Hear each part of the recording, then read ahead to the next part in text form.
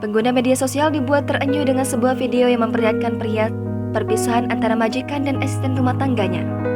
Momen haru tersebut dirasakan oleh majikan yang satu ini. Ia tampak berat harus melepaskan asisten rumah tangganya untuk pulang kampung. Hal tersebut dialami oleh seorang pria asal Malaysia bernama Alif Syukri. Alif dan keluarga mengantarkan ART-nya berangkat ke bandara. Momen haru pun terjadi saat ART berpamitan pulang kampung. Terlihat pria berbadan tinggi itu nampak tak kuasa berderai air mata melepas pergi asisten pribadinya. Melihat majikannya menangis, wanita parubaya ini pun ikut menangis hingga sesegukan dan memeluk Alif.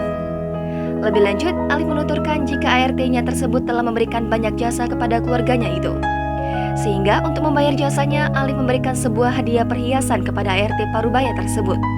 ART tersebut tampak terus menyampaikan permintaan maaf kepada keluarga majikannya. Dengan penuh hormat, ia memakai gelang tersebut ke tangan ART-nya. Tak sendirian, Alif juga ditemani oleh istri dan anaknya yang juga terlihat bersedih. Ia menangis sambil mencium tangan sang bibi yang juga ikut menangis bersamanya. Video momen haru majikan mengantarkan ART-nya ke bandara tersebut telah mendapatkan 1030 likes. Video itu menarik perhatian warganet untuk menuliskan tanggapan di kolom komentar.